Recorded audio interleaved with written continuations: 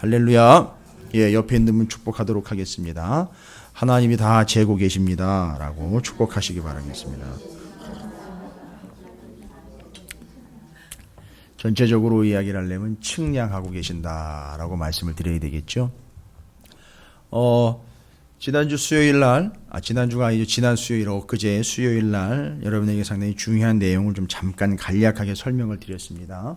시간들을 내셔서 지난 수요일 날 내용을 좀 꼭 들어보시길 바라겠습니다. 그리고 다니엘서 9장에 가면 전천년, 후천년, 무천년설과 함께 천년 대환란, 7년 대환란과 천년왕국에 대한 이야기들이 이제 진행이 돼야 돼요. 그러니까 다니엘서에서 그걸 얘기하기 때문에 이것이 요한계시록에 가서 또 다시 거듭 설명이 됩니다. 그러니까 여러분께 차분히 설명을 드릴 예정이니까 차근히 좀 알아두셔야 돼요. 그래서 이 기간에는 절대 다른 데서 이야기하고 있는 내용들 괜히 이상한 거 검색하셔가지고선 복잡하게 만들지 마시고 1차적으로는 다니엘서 4장에 언급한 70일에 대한 설명을 좀 들으시고요. 느부갓네살 왕에게 말씀했던 7때에 대한 이야기. 예. 그리고 70일에 대한 이야기. 그게 이제 다니엘서 9장에 나오게 되는데 70년, 7년, 7대, 70일에 다 연결이 되는 거예요. 그 개념들이요. 그러니까 이 70이라는 개념과 일회라는 개념들은 이미 성경에서 종말을 이야기하려고 도입된 개념이에요. 그래서 그걸 7년이라든지 뭐 70년, 뭐 77에 49에서 490년 이렇게 딱 잘라가지고서 연수랑 연결을 해가지고 490년 뒤에 무슨 일, 70년 뒤에 무슨 일, 이게 아닙니다. 요렇게 해석하는 사람들이 역사주의적 전천년설을 주장하고 있는 세대주의자들이라고 이야기를 해요. 그래서 그 사람들은 성경을 문자적으로 해석을 해요. 예를 하나 들어서 설명을 드릴게요. 그 사람들이 주장하는 내용은 뭐냐면 성경을 문자적으로 그대로 고지고대로. 그러니까 저도 문자적으로 해석하는 거예요. 왜냐하면 기록된 바대로. 그러나 제가 말씀을 전할 때는 그 의도한 바를 전해드리는 거예요. 하나님의 의도한 바요. 거기에 나와 있는 그 단어로 끝나버려요. 그러니까 지금 우리가 이야기할 때 구약의 이야기들을 지금 신약에서는 절대 반복하고 있지 않은 이야기는 왜냐하면 성경이 신약에서 완성이 되었기 때문입니다. 그래서 그걸 고지고대로 문자 그대로 펼쳐내는 게 아니라 완성된 개념으로 여러분들이 신약의 신앙생활을 하고 있는 거예요. 이 교회 시대를 살아가고 있는 거예요. 그래서 그 교회 시대가 바로 마지막 남은 한때, 두때, 반때, 그래서 세때 반에 해당하는 시기라라고 말씀을 드렸어요. 그래서 70일에 대한 이야기를 잠깐 설명을 드렸으니까 수요일 날 말씀을 통해서 잠깐 정리하시고, 예. 그리고 그 주의 천년 왕국 뭐 전천년설, 후천년설, 무천년설. 예, 목사님이 그거 뭐 알아야 되는 건가요? 여러분에게 맡겨드리면 여러분을 무시하는 게 아니라 여러분을 가만히 내버려 두지를 않아요. 거짓 교사들이요. 그래서 그걸 잘못 해석을 한다고요. 그럼 뭐 목사님 굳이 그렇게까지 알아야 되는 거예요? 아니 몰라도 되는데요. 잘못된 걸 가르쳐 준다고요. 그럼 우리가 잘못 알고 갈 수 있어요. 그러면 미안한 얘기인데 잘못된 곳으로도 갈 수 있어요. 충분히. 그래서 제가 죽으라고 여러분에게 좀 부탁을 드리면서 좀 냉철하게 좀 전해드리는 대로 받으시라는 얘기를 드리는 거예요. 그럼 목사님은 뭐 똑바로 하는 겁니까? 아니요. 똑바로 하는 게 아니라 제대로 하려고 하기 때문에 저도 그냥 장난삼아 하는 게 아니거든요. 저도 목숨 걸고 찾아서 준비하는 거예요. 근데 여러분들이 그렇게 하지 않고 있기 때문에 여러분 무시하는 게 아니에요. 솔직하게 얘기해야죠. 그걸 아는 자들이 덤빈단 말이에요. 그러면 잘못된 걸 얘기를 해요. 그럼 잘못된 걸 믿어요. 맞아요. 신천지요.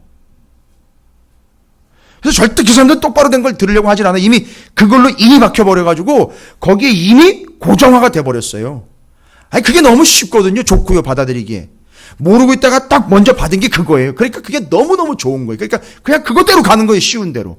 뭐 복잡하게 더 이상 다른 해석 의미들을 얘기하려고 하질 않아요. 그러나 제대로 알아야 되는 거예요. 잘못 알면 잘못된 대로 갈 수 있어요. 그 잘못 알면 안 되는 거잖아요. 그래서 똑바로 알아야 된다는 거죠. 물론 전하는 자가 똑바로 전해야 되겠지만 받는 이들도 똑바로 받아서 똑바로 알고 있어야 되는 거예요. 저도 다 몰라요. 그러나 저도 알기 위해 애를 쓰고 무진장히 고민을 합니다. 그래서 다른 것 가지지 않고 하나님 말씀 하나 가지고 이 말씀 제대로 해석되는 신학적이고 신앙적인 해석들을 주야로 연구하고 파헤치고 있는 거예요. 그러니까 여러분께서도 보통 각오 가지고는 되질 않습니다. 아주 교활하고 교묘하게 성도들이 모른다는 걸 알기 때문에, 심지어는요 목사들도 모른다는 걸 알기 때문에 이런 식으로 공격이 들어와요. 아주 무지막지한 겁니다. 무지막지한 거예요. 자, 그래서 여러분께 이제 차분차분히 하나씩 이제 설명을 드리려고 하니까, 여러분 이제 느부갓네살의 7대 이야기를 근거로 해서 70일을 잠깐 설명드렸으니까, 지난 수요일 날 다니엘서 4장의 말씀과 다니엘서 9장의 말씀을 잠깐 설명해 드린 내용들을 조금 깊이 있게 좀 터득을 해 놓으시면 나중에 좀 더 쉬워지실 거라고 제가 믿습니다. 그래서 차분히 개념들을 정리할 거예요. 자, 그럼 오늘은 또 성경에 이제 다니엘서 5장을 통해서 다니엘서 2, 4, 5 이제는 꿈을 꾸었던 두 사람, 느부갓네살의 두 번의 꿈 이야기에 이제 지나서, 여러분 잘 보세요. 이제는 그 꿈을 혼자 자다가 꾸잖아요. 정말 은밀한 거잖아요. 그죠? 그런데 이제는 어떤 일이 발생되느냐 하면, 이제는 손이 아예 나타나요. 나타나서 그 사람 한 사람만 보는 게 아니고, 그 사람 한 사람만 아는 게 아니라 모든 사람이 봅니다. 모든 사람이 보여요. 근데 재밌는 거는 오늘 손가락이 나타났다 그랬는데, 손가락이 아니에요. 손가락만이 아닙니다. 원래 의미는 손 자체가 나타난 거예요. 손이 나타났으니까 손가락들이라는 얘기가 나왔죠. 그런데 오늘 표현을 보면 벨사살 왕은 벨 신이 왕을 지키시기를 이라는 축복의 의미로 그 벨이라는 바벨론의 신, 섬기는 신의 이름이 들어가 있는 이름이에요. 그래서 이 벨사살 왕은 느부갓네살 왕의 아들로 표현이 되고 있는데, 역사적으로 보면 느부갓네살 왕 다음 그 왕위를 이어갔던 왕은 원래는 이 벨사살 왕이 아니었었어요. 역사적으로 이야기하면. 근데 왜 계속 아들이라고 이야기하는, 옛날에는 아들이라는 표현을 자손이라는 표현으로도 이해를 했었어요. 그렇게 쓰고. 여기까지만 말씀드릴게요. 이건 중요한 게 아니에요. 뭐 친아들이냐, 뭐 직계 후손이냐, 진짜 아들이냐, 이런 거는 중요한 게 아니고 고후손인 거예요. 고후손인데, 잘 보시면 분위기가 4장하고 5장이 다니엘이 지금, 물론 다니엘과 함께 세 친구도 지금 언급이 돼야 되는데, 여러분께서 이 한 이틀 사이에 이제 저를 또 만나셨는데, 이틀 동안 무슨 일이 있었느냐 하면, 이틀 동안 시간이 많이 흘렀어요. 근데 다니엘의 위치를 보니까 다니엘이 지금 느부갓네살 왕 때는 꿈을 해석을 해가지고 어디 위치에까지 갔죠? 상당히 높은 위치에까지 가 있는데, 벨사살 왕이 다니엘을 잘 몰라요. 그러니까 시간이 좀 흘렀고, 그건 뭘 의미하는 걸까요? 단순히 시간만 흘렀다가 아니라 벨사살이 느부갓네살 왕이 어떠했는지 꿈 이야기하면서 그게 무슨 의미였는지를 쭉 설명을 하잖아요. 다니엘이 그 글씨 설명하기 전에 당신의 아버지에게 그런 일이 있었습니다 라는 걸 쭉 설명했는데, 그러니까 벨사살 왕은 그 이야기를 모르는 거예요. 그러니까 지금 다시 그 패역한 제국주의의 왕권을 마음껏 누리는 이 패역한 짓을 리바이벌하고 있는 중이에요. 벨사살 왕은. 이제 요게 상당히 중요한 내용이고요. 그리고 그 후에 이제 다시 다니엘을 등용을 시키잖아요. 그 꿈을 해석하면 어떻게 해주겠다라고 약속했죠. 나라의 몇 번째 자리죠? 3번째 자리에 앉히겠다. 이건 뭐 요셉 이야기도 아니고, 그런데 닮아 있어요. 다 닮아 있는 거예요. 그거 다 연결하시면 돼요. 그런데 이제는 직접 벨사살 왕이 1000명의 귀족들과 자기 수하들을 데리고 잔치를 벌입니다. 그런데 문제는 뭐냐면 이 잔치장사리에서 해서는 안 될 짓까지 가는 거예요. 선을 넘어갑니다. 무슨 선을 넘어갔는지 아시죠? 성전 기명인데, 이게 바로 느부갓네살 왕이 예루살렘에서 다 가지고 온 거예요. 상당히 값어치 있는 유물이죠. 이건 국가 유물이에요. 얼마나 오래된 겁니까? 생각을 해보십시오. 어마어마하게 오랜 시간 광야에서 만든 거 아닙니까? 그렇죠? 광야에서 만들었고 350년 지냈고요. 40년, 350년, 왕정 500년, 1000년 이상 된 거예요. 그죠? 1000년 이상 된 유물이요. 지금 프랑스가 우리나라 유물을 가져가 가지고선 돌려주는 척 인심을 쓰면서 뭐라고 얘기한지 아세요? 어떤 명분으로요? 우리 건데 영구 임대 형태로 우리한테 돌려준대요. 말이 됩니까 이게? 이게 유물이에요. 이게 끌고 가고 잡아가면은요 어느 누구도 자기네 건데도 얘기를 못해요. 지금 그런 식이 돼버린 거예요. 성전 유물이요. 아니 유물도 아니잖아요. 이거는 성전에서 써야 되는 건데 그냥 다 가져가 버려가지고 제사를 못 드리고 있는 상황이거든요. 지금 그런 상황에 이 성전의 기명들을 다 끌어내리는 거죠. 저 뒤에 이제 페르시아 7권에 해당하는 다리오 왕 이야기야, 에스라 이야기, 에스라서에 가서 보면 이 사람들이 포로로부터 돌아올 때에 요것을 다 돌려받죠. 같이 다 가지고 옵니다. 이건 어마어마한 일이죠. 그때 그 자리에 기록이 되어 있는 게 요 가져갔던 그릇이며 대접이며 성전 기구들의 숫자까지 기록이 되어 있어요. 기억나십니까 혹시? 5천 뭐 5천 기억하시는 것도 대단한 거예요. 5,400개의 기명이 나와 있어요. 그게 이제 이스라엘 포로들이 돌아오는 인원들하고 같이 돌아오게 됩니다. 5,400개예요. 어마어마하죠. 그걸 풀어놓고 지금 거기다가 술 따라 먹고 있는, 여러분 이거 넘지 말아야 될 선을 넘은 거예요. 이건 정말 넘어서는 안 되는 선. 그리고 그렇게 술을 따라 먹고 뭔 짓을 하는지 아시죠?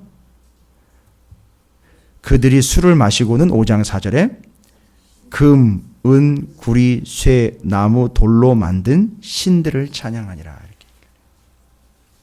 세상 사람들이 교회를 욕하고 성도를 욕할 수 있어요. 그런데 그게 자기들 여흥에 못 이겨 오징어 씹어먹듯 땅콩 씹어먹듯 돼버리면 큰일 나는 거예요. 그건 선을 넘는 거예요, 여러분. 그러니까 우리 성도들도 마찬가지예요. 넘어서는 안 되는 선이 있어요. 분위기 좋다고 절제하지 못하고 넘어서는 안 되는 선을 탁 넘는 순간 뭐가 작동하느냐 하면 하나님의 바리케이트가 작동을 해버려요.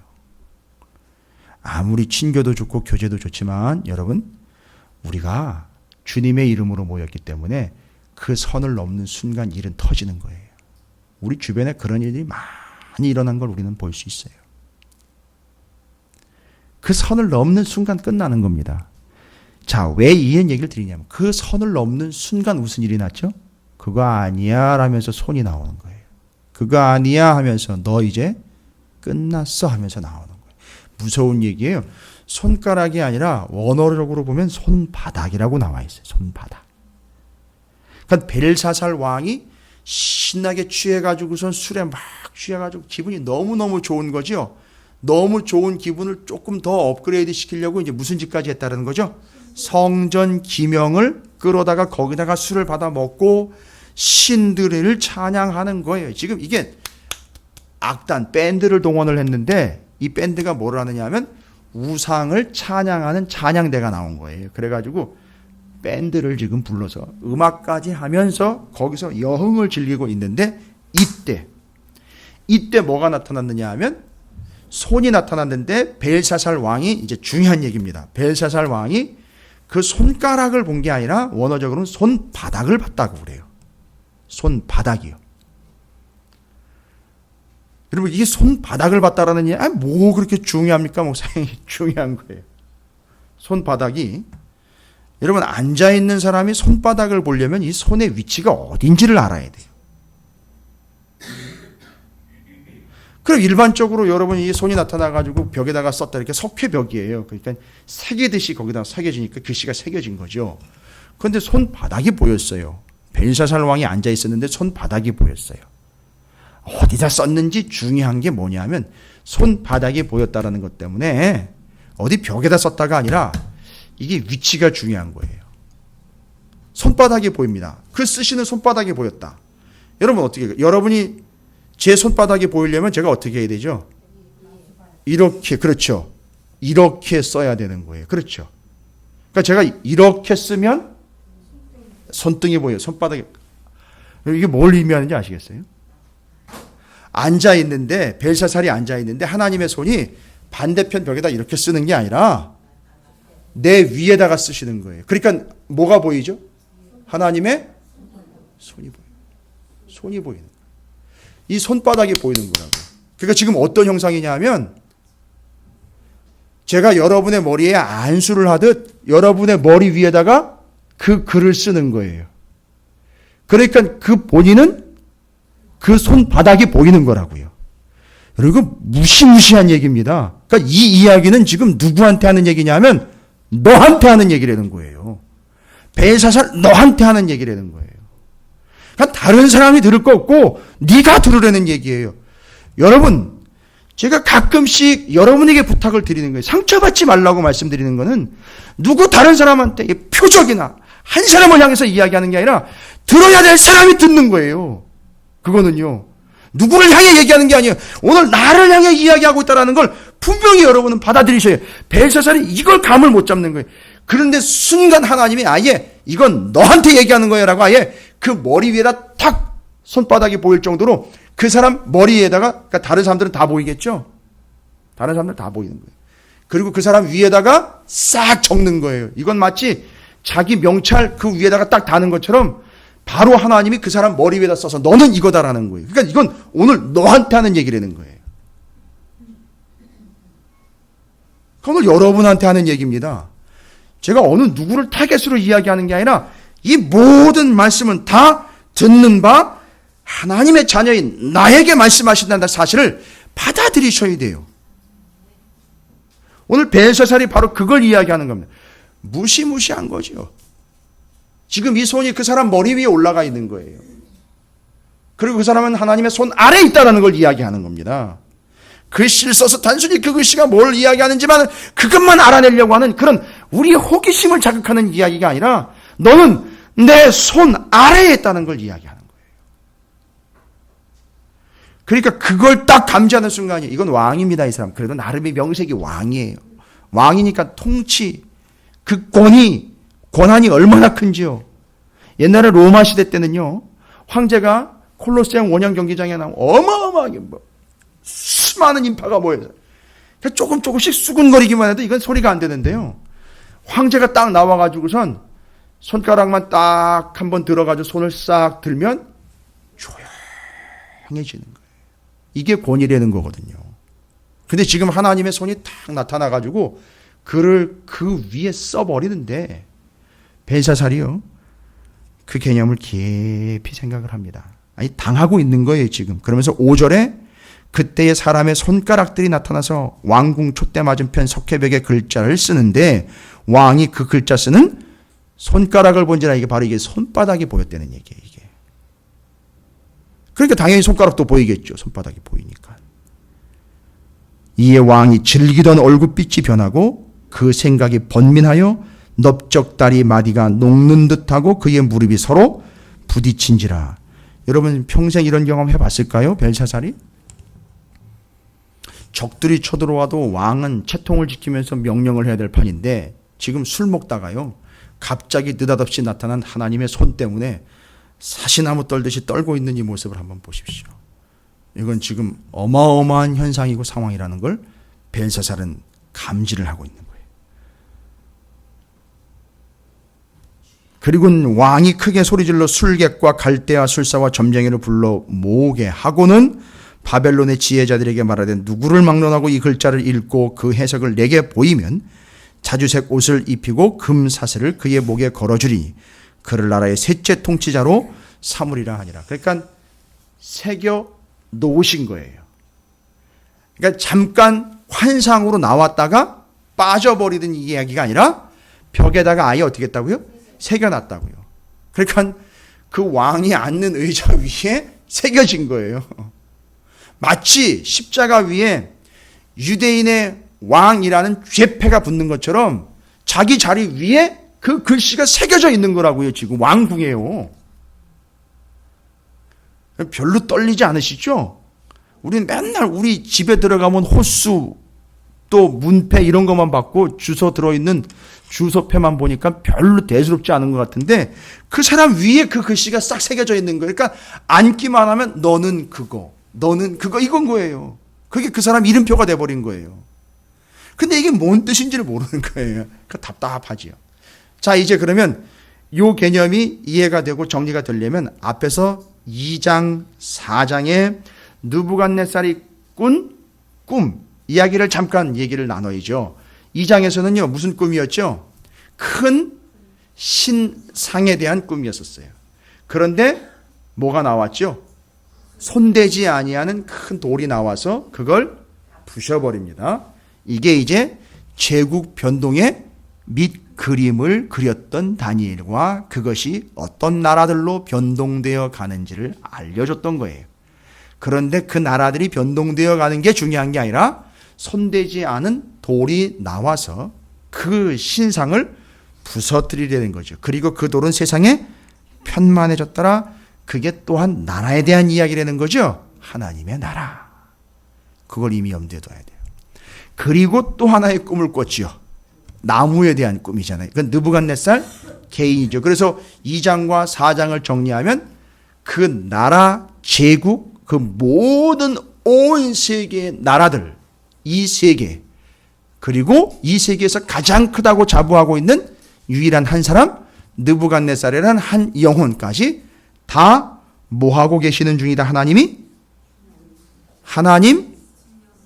하나님께서 2장과 4장만 가지고 이야기하면 하나님이 통치하고 계신다. 다 하나님이 뭐하고 계신다? 쥐고 계신다 이 얘기예요. 나라, 제일 큰 개념이 나라잖아요. 이 세계에서 제일 큰 개념이 나라거든요. 나라, 작은 건요. 한 개인이요. 나라로부터 한 개인까지 다 하나님이 쥐고 계신다, 통치하신다라는 거예요. 근데 오늘은요, 벨사살 왕이 하나의 또 다른 경험을 통해서 거기에 추가가 됩니다. 하나님의 진리가 하나가 더 추가가 돼요. 그러면 이제 그 벨사살 왕 위에 적혀진 글씨가 무슨 내용인지를 알아야 되는 거 아닙니까? 그래서 그걸 해석을 해보려고 애를 썼는데 다 해석 못하고 다니엘에게 그 부인이 얘기를 합니다. 그 당신 아버지 때에 그 유명했던 다니엘이라는 사람이 있는데 그 사람이 그거 다 해석했더라. 이거 우리가 이미 알고 있는 바다 하면서 이제 그 왕궁에 있는 왕비에 의해서 그 왕비라 하면 부인의 이야기가 아니라 그 부모의 이야기를 듣는 거죠. 그래서 그 궁 안에서도 이미 기억되는 바 다니엘이 예전에 느부갓네살 왕의 꿈을 제대로 해석해낸 그 이야기를 통해서 당신의 꿈도 너의 꿈도 이제 누구에게 물어봐야지 답이 나올 것 같으냐? 다니엘에게 물어봐야 될 것 같다. 바로 또 이것이 하나님의 뜻이라는 걸 설명해 주고 있는 내용이 오늘 말씀의 12절에 왕이 벨드사살이라 이름하는 이 다니엘을 마음이 민첩하고 지식과 총명이 있어 능히 꿈을 해석하며 뭐예요? 은밀한 말을 밝히며 또 나왔는 거예요. 이 은밀하다라는 말이 또 나왔어요. 그러니까 이 은밀하다라는 것 때문에 모든 그 은밀하다라는 표현 자체는 누구에게 달려있는 거냐면 하나님에게 있는 거예요. 그래서 하나님이 풀어주지 않으면, 열어주지 않으면 열리지 않는 거예요. 여러분, 제가 반복해서 여러분에게 말씀드린 여러분의 인생은 은밀한 인생이에요. 어디에 구석에 몰래 처박혀 있는 그런 은밀한 얘기가 아니라 하나님이 열지 않으면 보여질 리 없고 알 리 없는 인생, 은밀한 인생이라는 거예요. 그러니까 정말 여러분이 섭섭하게 듣지 마세요. 여러분이 아무리 발버둥 쳐도요, 여러분이 했어도 될 일이 아니에요. 여러분이 해결해서 될 일이 아니에요. 다니엘하고 세 친구가 그걸 몰랐겠습니까? 그 대단한 학사, 학식, 지식, 지혜를 가지고 바벨론의 이스라엘의 최고의 엘리트로 끌려온 사람들이에요. 그걸 몰랐을까요?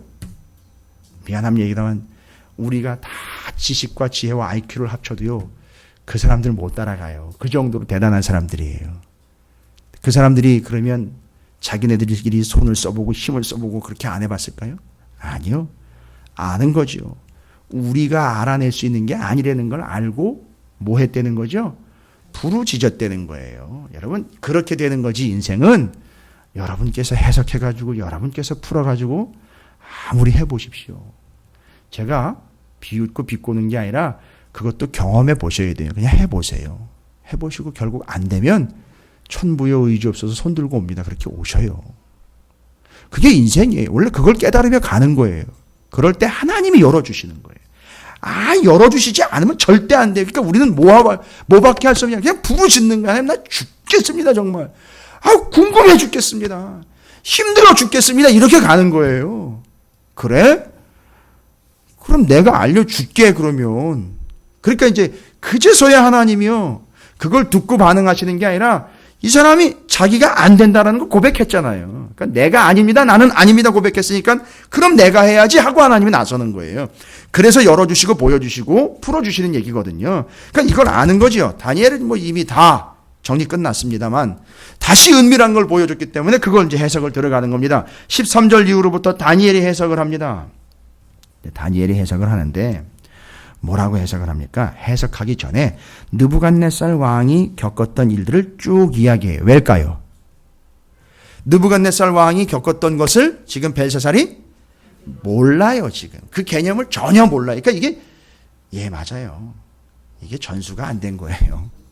그냥 단절이 됐던 거예요. 그래서 그냥 나름대로 자기가 왕 행세해가면서 황제 행사를 해가면서 벨사살이 지금 저 밑바닥까지 처박히고 쑤셔박힌 거예요. 지금.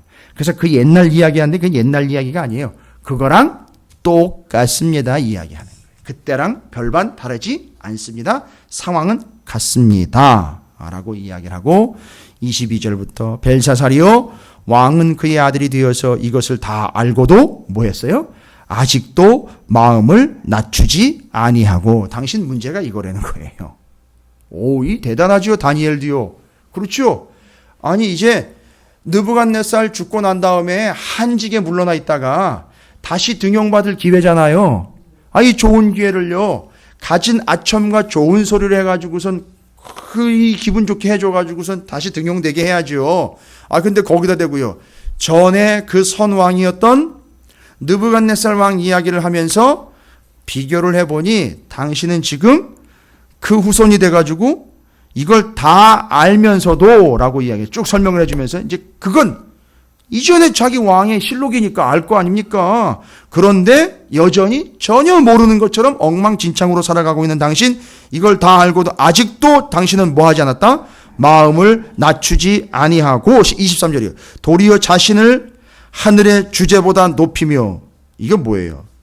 하나님보다 자신을 높이며 그러니까 주제 파악이 안 되는 거죠. 그의 성전 그릇을 왕 앞으로 가져다가 아주 신랄하게 비판합니다. 그 하나님을 섬기는 데 썼던 그릇을 갖다가 왕과 귀족과 왕후들과 후궁들이 다 그것으로 술을 마시고 왕이 또 보지도 듣지도 알지도 못하는 금, 은, 구리, 쇠와 나무, 돌로 만든 신상들을 찬양하고 도리어 왕의 호흡을 주장하시고 왕의 모든 길을 작정하시는 하나님께는 영광을 돌리지 아니한지라. 뭐 할 건 다 했어요. 그러니까 어긋날 것 거스를 것 다 했어요. 벨사살이 다 하고 되려 뭐라고 얘기했느냐면 다니엘이 뭐라고 얘기해요? 왕의 호흡을 주장하시고 왕의 모든 길을 작정하시는 하나님께는 영광을 돌리지 아니하니라. 뭐와 뭐를 주장하신다고요? 왕의 호흡과 모든 길을 작정하시고 주장하시고 작정하시는 하나님께는 영광을 돌리지 아니한지라. 그래서요. 그래서 그 앞에서 이 손이 나와서 이 글을 기록했는데 기록된 글자는 이것입니다. 들어보세요. 곧 메네 데겔 우 바르시니라. 그 글을 해석한 건데 메네는 뭐래요? 하나님이 이미 왕의 나라의 시대를 세워서 그것을 끝나게 하셨다 함이요. 데겔은 왕을 저울에 달아보니 부족함이 보였다 함이요. 베레스는요 왕의 나라가 나뉘어져서 메대와 바사 사람에게 준바되었다 함이니이다 하니. 이 쓰여진 이 내용이요 뭐와 직결되고 있죠?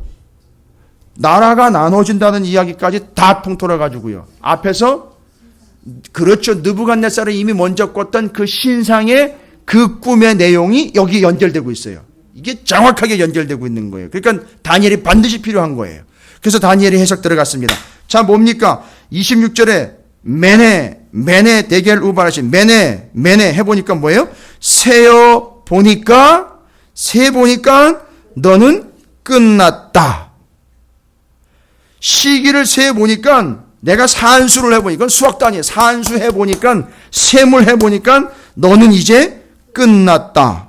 27절에 대겔이요. 너를 저울에다가 달아보니까 너는 부족하다. 그래서 너는 베레스 할 것이다. 나누어져서 찢어져서예요. 찢어져서 메대와 바사로 나누게 될 것이다. 이게 이 얘기고요. 이게 이제 벨사살에게 주신 하나님의 말씀인 거예요. 여러분, 여기서 이제 정리를 좀 해줘야 돼요. 2장, 4장, 5장. 2장, 4장은요. 그 꿈과 신상의 이야기와 느부갓네살 왕의 꿈 이야기 두 개를 통해서 하나님은 그 모든 나라와 그 한 영혼까지도 다 모아오고 계신다. 통치하며 다스리고 쥐고 계신다. 오늘 다니엘서 5장을 통해서는요. 하나님은 다 세고 계신다. 재고 계신다. 이거예요. 그냥 통치하고 계신다라는 말로도 두렵고 떨릴 텐데 무슨 얘기입니까? 하나님이 세고 계신다는 하나씩 세고 있고 하나 더 추가가 되죠. 재고 있다라는 거예요. 잰다는 건 뭐죠? 자를 갖다가 딱 맞는지 안 맞는지를 측정을 하고 계신다는 거예요. 여러분 이건 무서운 얘기예요. 이건 벨사살한테 하는 얘기가 아니라 마지막 때를 살아가고 있는 저와 여러분에게 하는 얘기예요.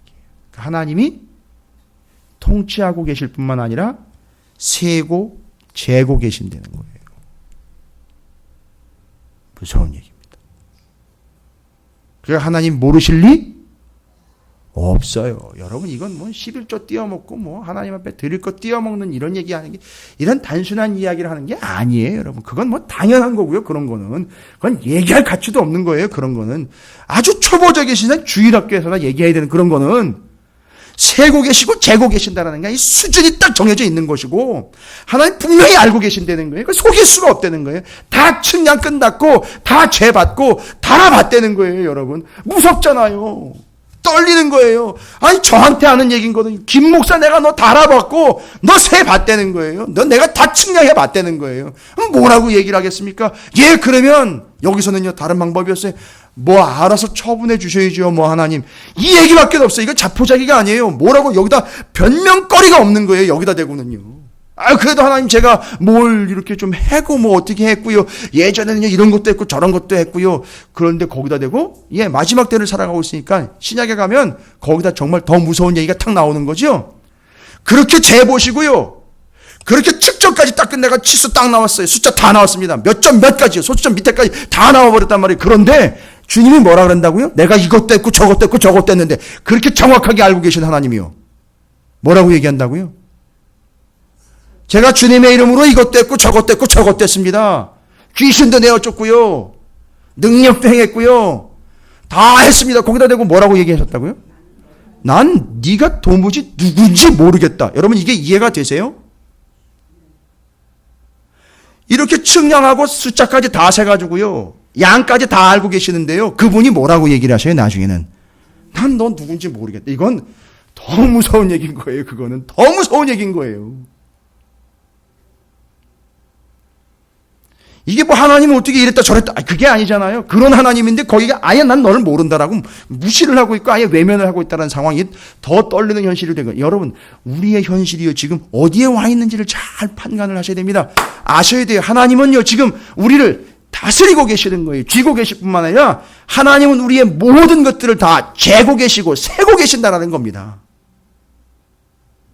또 이 얘기를 들으니까 또 오해하는 분들은 내가 예배 몇 번 빠졌고 뭐 기도에 몇 번 빠지고 이런 거 다 재고 아니 뭐 그런 단순한 얘기가 아니잖아요. 그런 걸 얘기하는 게 아니잖아요. 우리의 마음이요. 우리의 본질 기본 이걸 다 재고 세고 계신다는 거예요. 근데 이게요.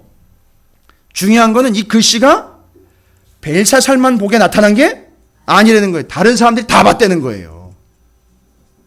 다 쉬쉬했겠지만 뭐라고 얘기했을까요? 술 먹고 잔뜩 잔치자리에서 놀고 먹을 땐 좋아나 서로 했겠지만 그 딱 글씨 나타나고 다니엘이 그 딱 해석하는 순간 사람들이 다 뭐라 했겠습니까? 여러분 같으면 뭐라 그러겠어요? 예? 여러분이 만약에 그 자리에 초대를 받았는데 좋을 때는 막 먹고 있는데 갑자기 어마무시한 일이 탁 튀어나오면서 그걸 다니엘이 딱 해석을 해버렸어요. 그 여러분 뭐라 그러시겠어요? 1번 사다리를 놓고 올라가 글씨를 빨리 지워준다. 2번 모르는 채 입을 썩 닫고 빨리 도망가 버린다. 3번 적극적으로 왕을 찾아가 왕을 위로해준다. 왜 정답이 없어요? 그럼 여러분 정답을 얘기를 그럼 주관식으로 돌릴게요. 거기 있는 사람들이 다 뭐라 그랬겠습니까? 예. 아, 이거 키끝 얻어먹고 또 거기다 대고 너 죽었다 이렇게 얘기하면 또 너무 섭섭하잖아. 내 너 그럴 줄 알았어. 이 답인 거예요. 내 너 그럴 줄 알았어. 이건 누구나 다 그 상황을 보면 이제 올 것이 왔구나. 이거예요. 그러니까 다른 사람들도 안 되는 거예요. 이게 세 번째 특징이에요. 다른 사람들도 그 사람이 하나님이 재어보고 세어봐서 수준이 어느 정도인지 안 되는 거예요. 이게 세 번째 벽에 나타난 손으로 쓴 글씨가 가지는 의미예요. 그러니까 지금 하나님이 우리를 뭐하고 계신다는 얘기죠? 2장 4장에 의하면 원칙에 잊지 마셔야 돼요. 이건 전체적인 거죠. 2장 4장에 의하면 하나님 우리를 통치하고 계시는 건 이건 기본으로 접수하시고요. 오늘 5장을 통해서는 하나님은 우리를 재고 계시며 세고 계시는 거예요. 요게 귀찮으시고 요게 쉽지 않고 이게 너무 어려우면요. 이게 너무 싫고 이게 너무 좀 짜증나거나 이게 너무 받아들이기 힘들면은요. 죄송한 얘기지만 하나님을 안 믿으시면 돼요. 그냥 마음만 편하게 사실 수 있도록 제가.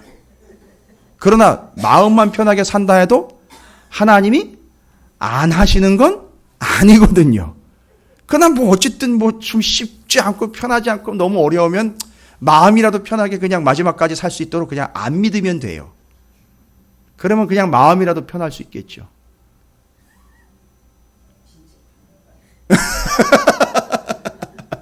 예. 그러나 마지막 순간에는요. 아이고. 이걸 다 토탈을 해야 되잖아요. 그렇게 되면. 그러니 이게 그게 너무 무서운 거죠. 여러분 근데 그것을 여러분이 중간에 알고 또 여러분이 그걸 알고 신앙생활을 하고 계신다는 게 얼마나 큰 복입니까? 하나님 우리를 세고 계시고 이미 달아보고 계신다라는 사실에 대해서 여러분이 알게 되었다라는 사실이 얼마나 여러분에게 큰 복인지 여러분은 그걸 감사하셔야 돼요. 자, 그러면요. 이제 성경을 통해서 하나님 우리를 세고 계시고 우리를 재고 계신다라는 것 분명히 알았으니까 이건 누가 봐도 이제는 알아요. 나타나서 썼기 때문에 이제 압니다. 성경에 이제는 여러분을 하나님이 재고 계시는 거예요. 측량하고 계시는 거죠? 세고 계시는 거죠? 어떻게 그렇게 재고 어떻게 세실까요? 성경에 나와 있어요. 뭐를 통해서? 세 가지만 말씀드릴게요. 여러분은 뭘로 재고 계시는지 아십니까? 이게 참 기가 막힌데 이거 예수님이 자주 사용하셨던 표현이에요. 메네메네 데겔 우 바르신이라는 표현을 쓴 건 아니지만 내가 세봤다 재봤다 이런 의미로 궁극적으로 탁 제자들에게 많이 던지신 얘기예요. 마태복음 14장 31절 한번 보실까요?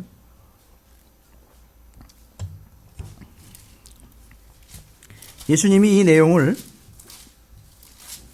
뭐 의도적인 적용은 아니지만 그 주님의 말씀 안에 이게 다 담겨져 있어요. 이 개념이 메네메네일 데겔 우 바르신이라는 개념이 담겨져 있어요. 마태복음 14장 31절에 14장 31절 뭔 얘기입니까 이게? 예, 물 위로 걸어오신 주님 또 그 사이에서 이제 베드로와 사이에서 있었던 일이죠. 여러분 기억나실 거예요. 풍랑이 일어가지고선 베드로가 뭐라고 얘기를 하죠? 주님 만일 28절에 주님이시거든 나를 명하여 물 위로 오라 하소서 하니 오라 하시니 베드로가 배에서 내려 물 위로 걸어서 예수께로 가매 바람을 보고 뭐예요? 무서워 빠져가는지라 소리질러 이르되 주여 나를 구원하소서 하니 예수께서 즉시 손을 내밀어 그를 붙잡으시며 이르시되 믿음이 어떤 자요? 작은 자요. 이게 헬라어로요.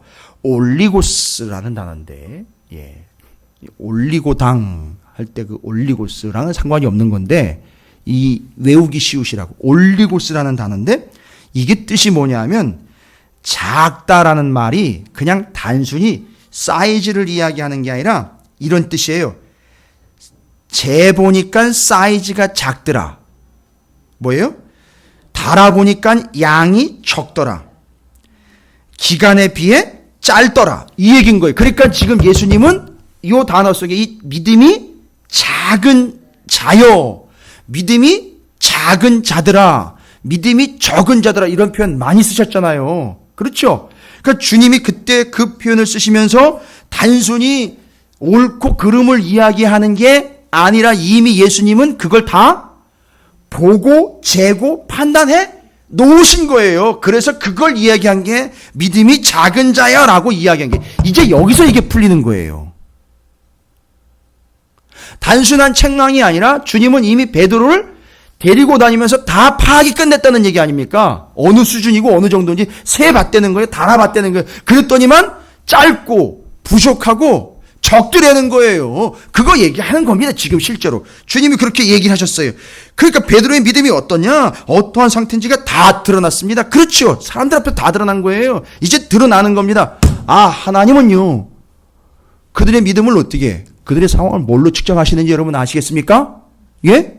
베드로가 지금 어떨 때 믿음이 작다라는 게 드러났죠? 물 위로 걸어갈 때요? 주님이 말씀하시고 오라 그럴 때, 배 타고 갈 때? 아니요. 가다가 뭐가 일어날 때요? 바람, 풍랑이 일어나니까 어려운 일, 고통, 환난이 일어나니까 그 믿음이 작은 게 드러나더라는 거예요. 따라서 여러분 기억하시고 명심하셔야 됩니다. 주님 하나님은 우리를 뭘로 판단하시고 뭘로 재고 뭘로 측정하시느냐 하면 우리에게 닥치는 고난의 현장에서 우리를 측정하셔요.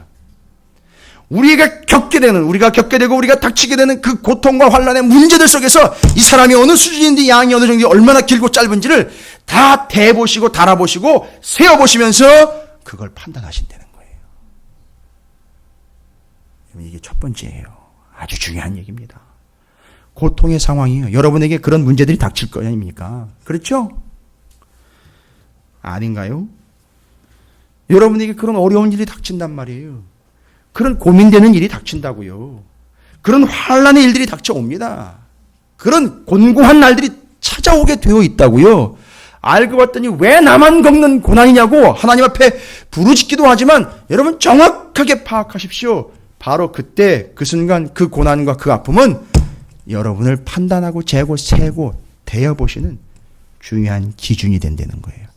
그걸로 측정하셔요. 정말 만든 것 같아요. 진짜 맞는 것 같아요. 베드로가 풍랑이 있는 걸 딱 보는 순간 그의 믿음이 바로 작다라는 게 탁 드러나 버렸어요. 그래서 빠져갑니다. 그리고 주님은 그를 그 자리에서 명확하게 찔러주십니다. 메네메네 데겔 우 바르신이라고 이야기하는 것처럼 왜 그렇게 의심하느냐? 믿음이 작은 자예요. 내가 너를 보니까 네 수준이 이거구나. 양이 이 정도구나. 길이가 이 정도구나. 탁 드러나는 거예요. 여러분 그래도 나름대로 좀 고난의 길을 더 지나왔다라고 말씀들을 하실 수 있잖아요. 그죠? 예. 맞아요. 그 고난의 그 현장에서 여러분의 믿음이 어느 정도의 수준이요, 어느 정도의 양이고, 어느 정도의 길인지가 측정이 됐어요. 무서운 얘기입니다. 측정이 됐다. 앞으로도 여러분에게 어떤 고난이 닥칠지 모르겠지만 명심하십시오, 여러분. 그 순간에 하나님은 여러분의 믿음과 여러분을 그 고난이라는 기준과 잣대를 가지고 측정하신다. 우리 교회 성도들이 뭐 몇백 명 되는 성도들은 아니지만 한 분 한 분씩 그런 일들을 겪고 있다라는 이야기를 들을 때마다 저는 그걸 판단하지 않지만 나중에 지나고 난 다음에 보거나 지금 지나고 계신 분들을 보면 정확하게 말씀이 맞아떨어져요. 예. 지나온 분도 계시고요. 앞으로 무슨 일을 겪을지는 모르겠지만 그런 고통의 일들을 여러분께서 맞이할 때에 바로 그때 그 고난과 고통은 여러분을 측정하는 하나님의 기준이 된다는 거예요. 잊지 마십시오. 제게 기도를 부탁하시는 분들이 계시고요. 실제로 본인이 기도하시는 분들도 계실 거예요. 잊지 마세요. 하나님이 그걸 통해 여러분을 세어보신다라는 사실입니다. 어떤 이는 이 사실을 믿음으로 하나님 앞에 부르짖는 자가 있는 반면에 어떤 이는 아무것도 모르는 채로 원망과 불평과 거의 자포자기로 그냥 베드로처럼 가라앉고 있는 영혼들도 있다는 거예요. 측량 끝난 겁니다. 자, 이게 첫 번째 측량의 도구입니다. 여러분을 저울질하시고 우리를 자로 재시는 듯 그렇게 측량하고 계시는 인생에 당하는 고통의 문제들을 통해서 주님은 우리를 측량하십니다. 두 번째는 뭘까요? 헬라어로요. 여러분이 한번 검색을 해보면 참 재미있을 거예요. 헬라어로 캐논이라는 단어가 있어요. 캐논. 제가 이 캐논이라는 걸 검색하니까 맨 카메라 이름만 쭉 나오더라고요.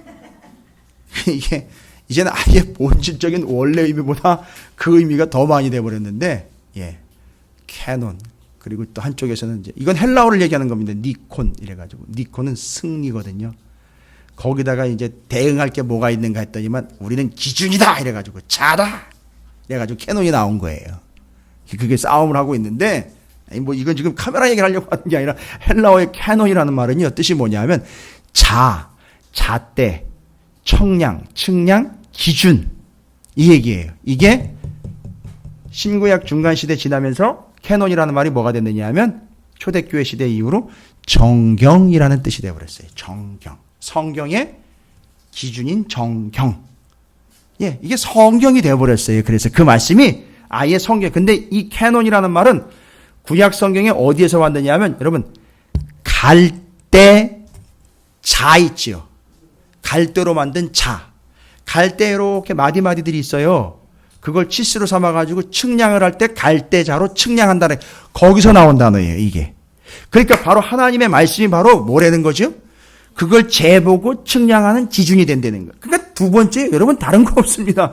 우리가 어느 정도인지 재보고 달아보고 세어보는 거는요. 하나님 뭘로 기준 삼느냐면 하나님의 말씀으로 재보고 달아보고 측량하신다는 거예요. 이게 두 번째예요. 말씀이에요. 그래서 여러분 말씀 붙잡고 계시라는 이유는 바로 그걸 얘기하는 건 말씀으로 여러분 측량하시는 거예요. 그 말씀의 수준인 거예요. 하나는요. 고난을 통해서 여러분의 수준이 어떤 정도인지 세어보고 달아보고 헤쳐보시는 거예요. 두 번째는요. 하나님의 말씀이에요. 뭐 다른 게 있겠습니까? 정확하게입니다. 그 기준 가지고 우리를 재신되는 거죠. 고통으로 여러분을 재십니다. 말씀으로 여러분을 재셔요. 두 번째는요.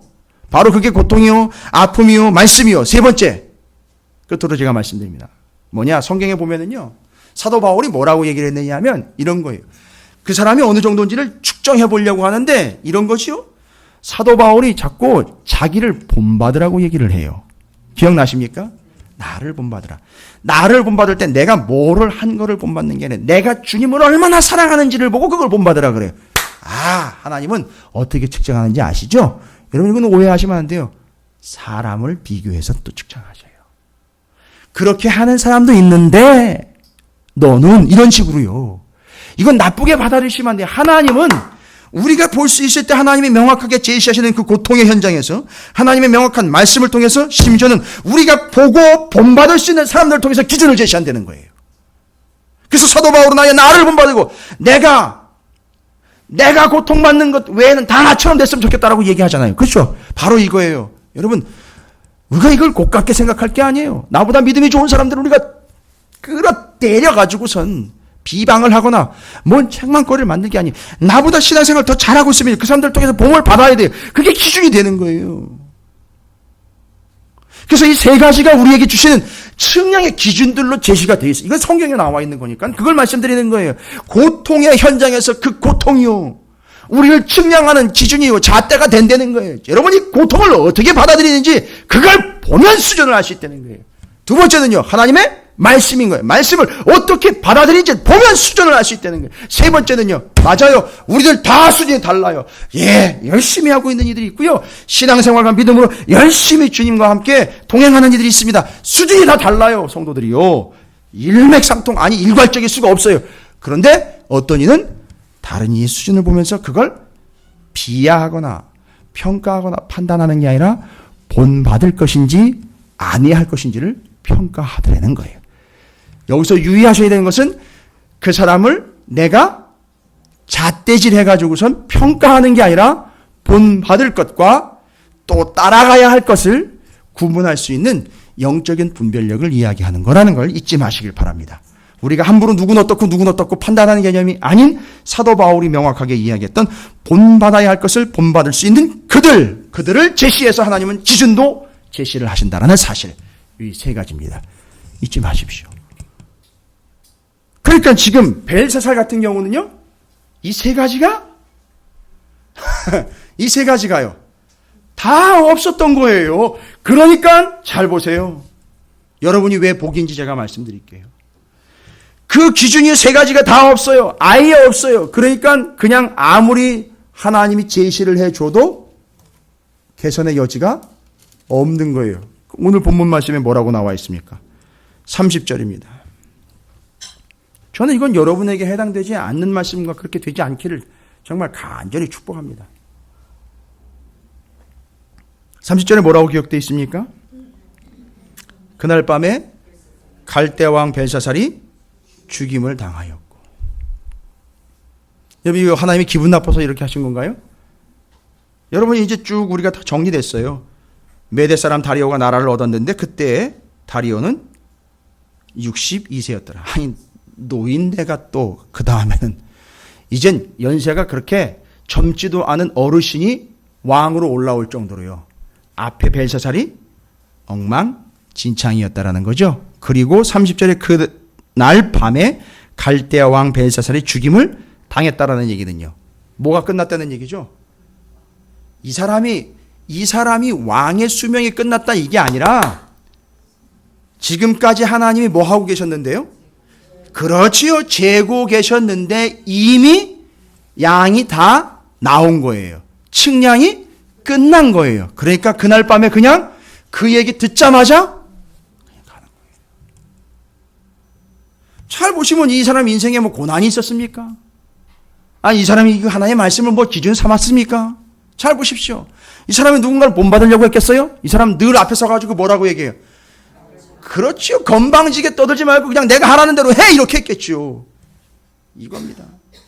그러니까 이 사람은 도대체가 이게 측량이 안 나오는, 값이 안 나오는 거, 그냥 끝나버리는 겁니다. 그냥 거기서 끝. 그날 밤 그냥 데려가시는 거예요. 와. 그러면요, 뭐예요? 고통이 계속되고 있더라. 내 삶에 고통이 계속되고 있더라. 아유, 짜증나. 이렇게 구질구질하게 신앙생활 해야 되는 건가? 아, 정말 짜증나는구나. 왜 예수 믿는데 맨날 나는 이렇게 힘든 일들만 겪어야 되는 건가? 여러분, 이렇게 받아들이시겠습니까? 뭔 얘기입니까?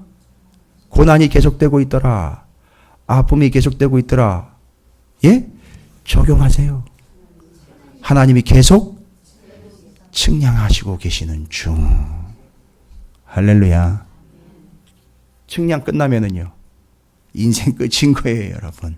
측량 끝나면 콘크리트 그냥 버립니다. 끝나는 거예요. 닫아버리는 거예요.